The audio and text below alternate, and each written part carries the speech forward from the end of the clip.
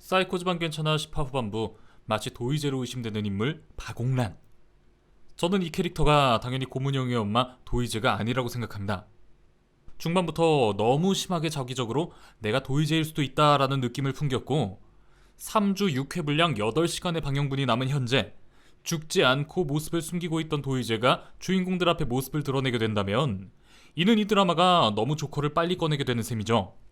16부작 미니 시리즈 구성상으로도 가장 대미인 도의제의 진실이 벌써 등장하게 된다면 남은 에피소드들의 긴장은 매우 떨어지게 됩니다.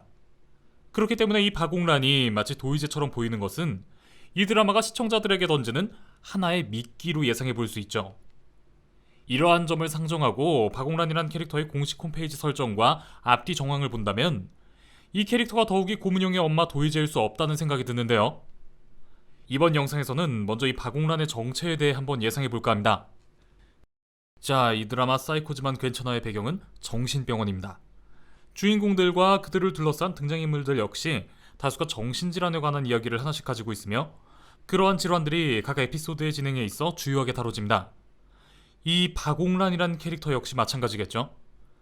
박옥란의 경우 공식 홈페이지의 설정을 보면 경계성 인격장애를 가지고 있다고 나옵니다.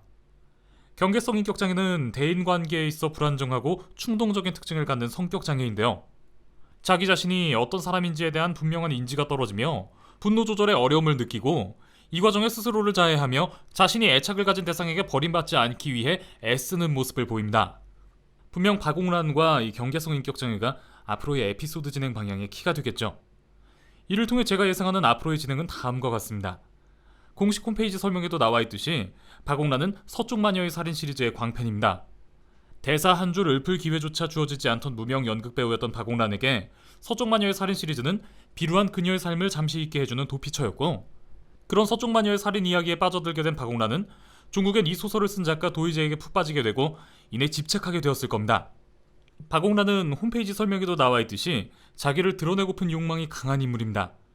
그런 박옥란은 서쪽 마녀의 살인 시리즈의 광팬인 자신의 존재를 작가 도의제에게 알리고 싶었고, 그렇게 하기 위해 서쪽 마녀의 살인에 나오는 방식과 유사한 방법으로 살인을 저질렀을 겁니다. 대사 한 줄 읊을 기회조차 주어지지 않는 무명 배우 박옥란은 그렇게 자신이 서쪽 마녀의 살인의 주인공이 된 듯한 도취에 빠지게 되죠. 서쪽 마녀의 살인이란 책이 유명해진 건 아마도 실제 작품 속 살인과 유사한 연쇄살인이 벌어지면서 인기가 높아진 탓도 있지 않을까 조심스레 예상해봅니다. 수차례 성형을 반복했다는 내용도 박옥란의 캐릭터 설명에 있는데 이러한 성형으로 이 연쇄살인은 더욱 미궁에 빠졌을 걸로 예상됩니다. 이번 화에서 박옥란은 수간호사님에게 오셀로의 얘기를 하며 이런 의미심장한 대사를 남기는데요. 오셀로가 자기 부인을 왜 죽였게? 오해해서.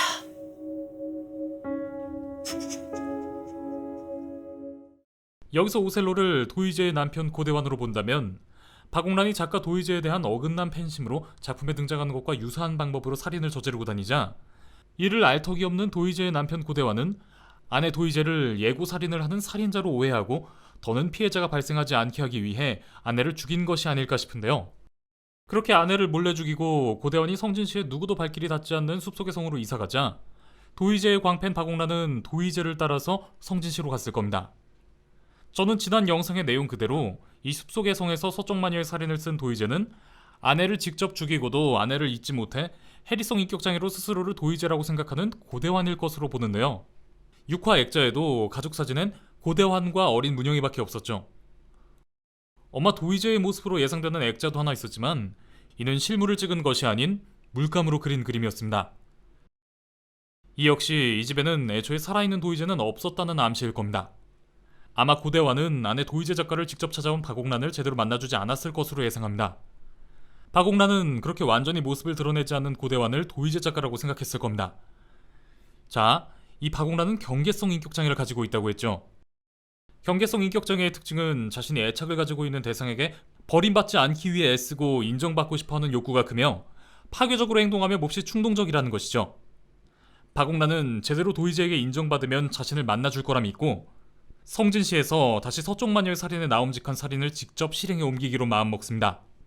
애착을 가진 대상에게 인정받기 위해 애쓰며 파괴적이고 충동적인 경계성 인격장애의 특징이 발현된 것이죠. 그리하여 박옥란은 갑자기 집에 찾아와 도희재를 당황시켰던 문강태를 표적으로 삼습니다.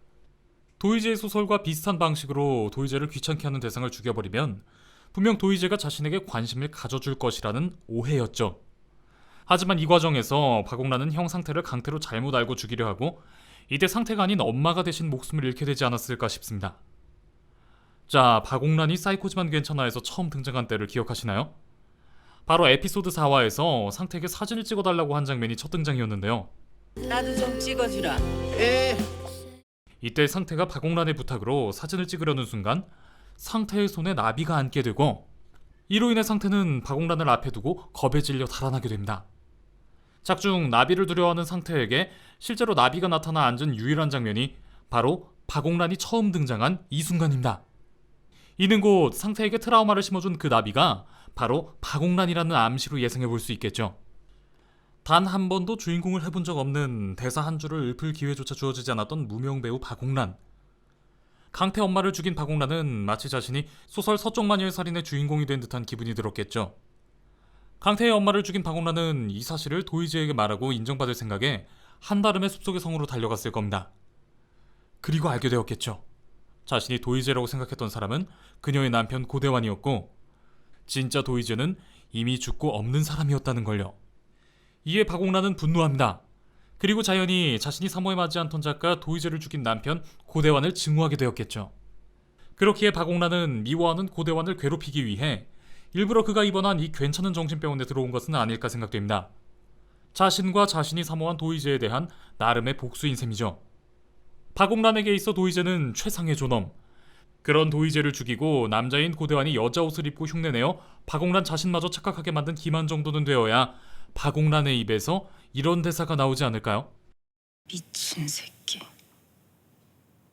확 죽여버릴까? 순교자 증후군이라는 게 있습니다.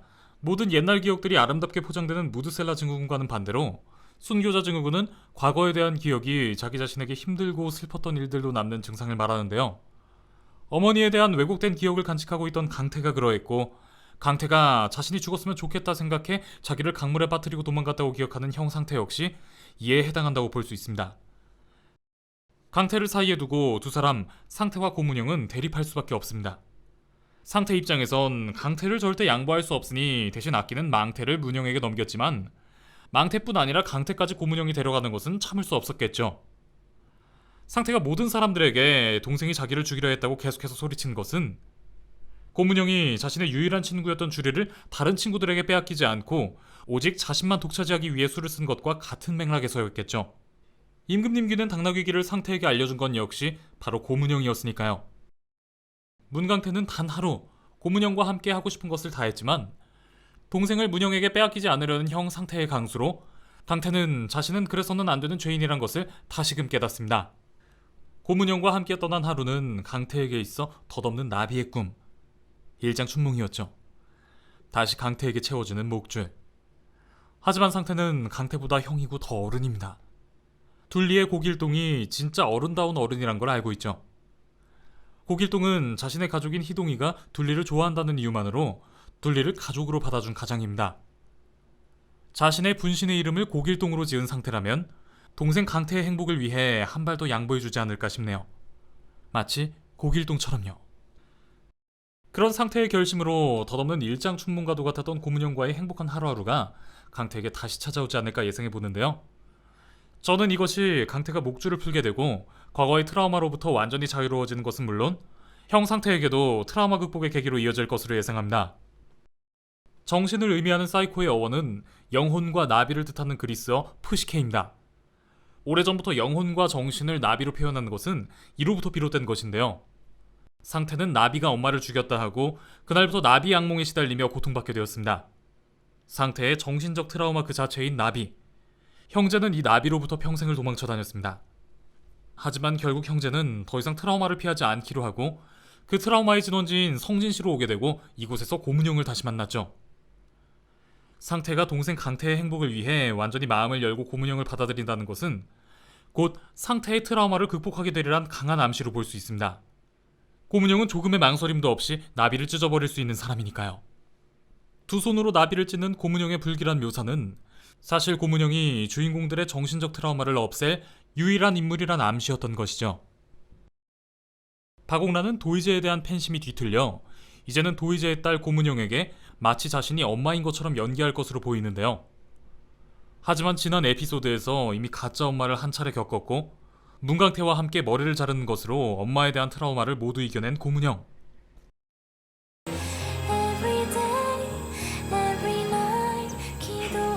나도 내가 너무 예뻐. 그렇게 트라우마로부터 벗어난 스스로를 대견해야 하는 고문형에게 엄마를 연기할 뿐인 가짜를 두려워할 이유는 없겠죠. 아마도 고문형은 박옥란에게 현혹당하지 않고 위기를 잘 이겨낼 것으로 예상됩니다. 자, 여기까지가 저희 사이코지만 괜찮아 10화까지의 리뷰와 향후 에피소드 전기의 예상이었습니다. 영상이 재밌었다면 구독, 좋아요, 알림 설정 한 번씩만 부탁드릴게요. 감사합니다. 그리고 이번에 정식으로 출간된 고문형 작가님의 악몽을 먹고 자란 소년과 좀비아이 동화책, 제가 정말 귀하신 분 통해 여러 권 선물 받았는데요. 사이코지만 괜찮아 드라마 팬분들과 나누는 게 좋을 것 같아서 먼저 이 영상 통해 악몽을 먹고 자란 소년 5권을 5분의 구독자분들께 드릴까 합니다. 그냥 이 영상에 대한 내용이나 사이코지만 괜찮아에 대한 생각을 이메일 주소와 함께 댓글로 남겨주세요. 사이코지만 괜찮아 12화 방영 직후에 고정 댓글로 당첨자분들을 발표하겠습니다.